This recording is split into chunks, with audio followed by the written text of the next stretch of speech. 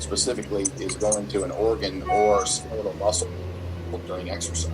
Okay, so none of this is rocket science. This is just straight physics that is explaining what's happening in our cardiovascular system. So we're not surprised by this. And the great news is we can use these calculations to measure resistance or look at flow in certain areas. Okay, so the key here with flow, in order to determine flow, you have to have a measurement of this radius. Okay, if you don't, then you really don't have a measure of flow. So one of the things that we measure in our lab is skin blood flow, and so we don't actually measure skin blood flow. It's an index of skin blood flow, and the reason that we can't measure absolute skin blood flow, Lance, are you driving and listening to this?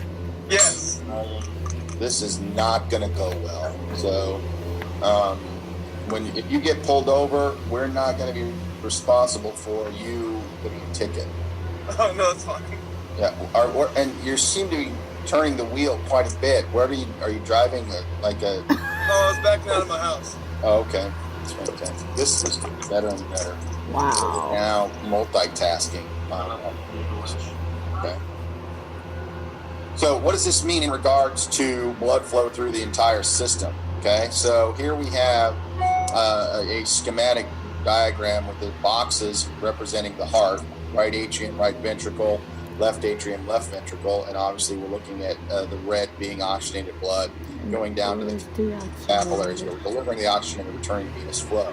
So if you were looking at the pressure gradient, change in pressure across the entire systemic circuit, it would actually be a mean arterial pressure of about 95 or 100 into the return pressure into the right atrium, which is approximately 0, maybe 0 or 2 millimeters of mercury.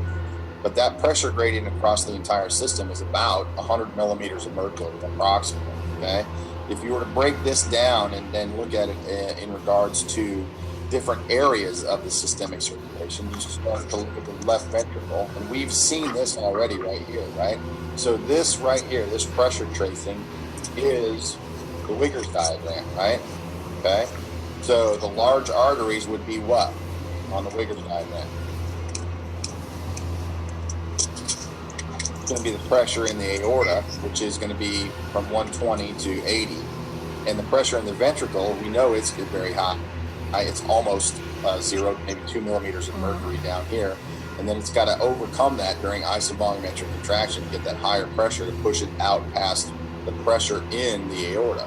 But as we go down to the arterioles, precapillary sphincters, down to the capillaries, venules, large veins, our pressure drops, and then once it returns to the right atrium back here, we're almost at 0, okay? And so that pressure gradient, as it goes through the system back here, is going to continually drop from what it started out with the high pressure here in the left ventricle all the way down to 0 as it returns back to the right atrium. Okay, so the diagram down here is just talking about what those vessels are. So with here, this is a key. We're talking about resistance in relationship to flow, and we have terms down here: exchange vessels and capacitance vessels. But these ones are called resistance vessels. Why would we call those resistance vessels?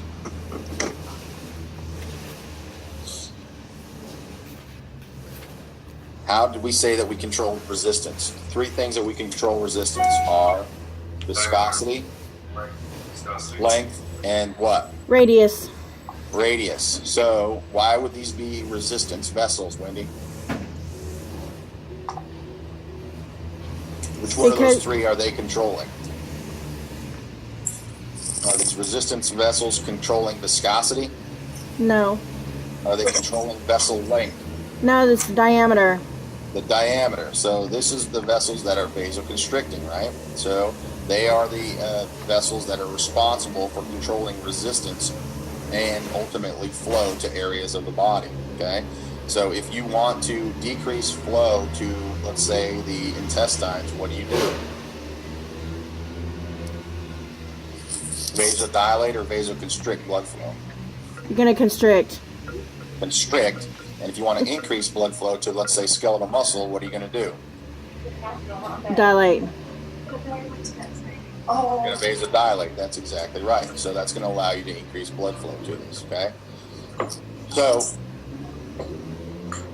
I want to talk about this right now. Let's go to this other diagram here. So right here, so this is the redistribution of blood flow during exercise. Okay, so exercise is at the top and rest is at the bottom. So cardiac output at the bottom, let's start there, approximately 5 liters per minute. Okay, so this dot right here represents 5 liters per minute representation volume wise. And so now we're looking at different organs or systems within the body. Okay, so here is the liver and the intestines, heart, kidneys, bone, brain, skin, and skeletal muscle. Okay, and so at rest, where is most of our blood flow going to?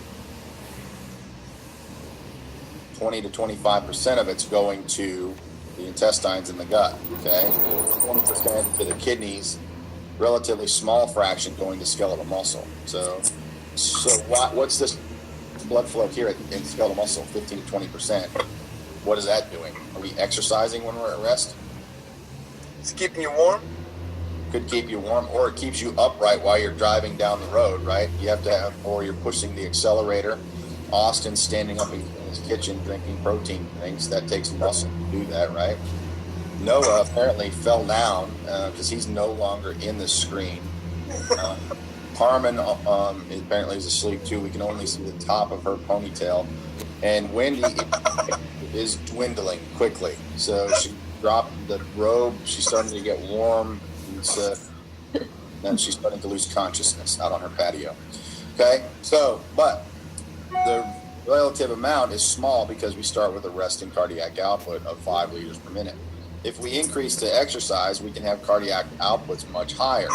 And let's see what happens to now. So 25 liters per minute, higher volume cardiac output wise. But let's look at the relative percentage going to intestines, liver, stomach, 3 to 5%, heart 4 to 5%, 2.4% to kidneys, not a lot to bone at all. Okay, 3 to 4% in going to the brain, and then 80 to 85% going to skeletal muscle. Now skin, they leave it out, which I don't like. I think they grouped it in this 80 to 85%, but skin can actually get a lot of blood. So in a heat stress condition, you can sense 6 liters per minute of blood to the skin, right? That can be problematic sometimes when you're eating with blood to the skin. So the two things I want you to look at, let's look at heart first. So what do you notice about heart blood flow?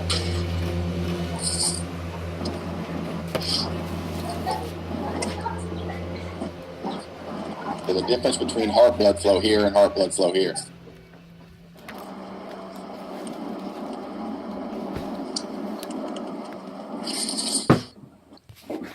Let me rephrase the question.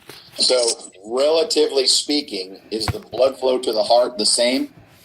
Yeah. No. The same percentage, but it So, exactly right. So, absolutely, it has a higher blood flow. This dot is bigger than this dot, right? Okay, so it's actually...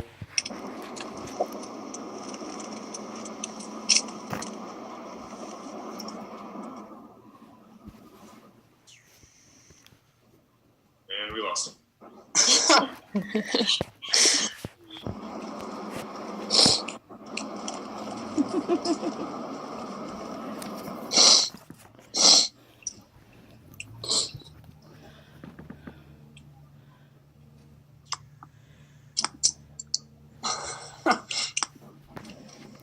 Well, you know what? It was already class time, so. That Wendy. Yeah. Oh, Wendy, you're the moderator now. Hey! I'm not even on my patio anymore. I went to my bedroom. About to go back to bed.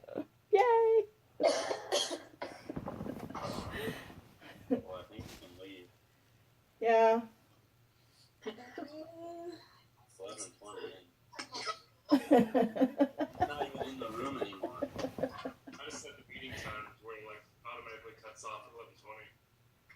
Oh. Oh. Wouldn't it be cool if class always automatically cut off at 11:20? I like how, like, we got 15 more minutes. We go for like 40 more minutes. Yeah, 15 turned into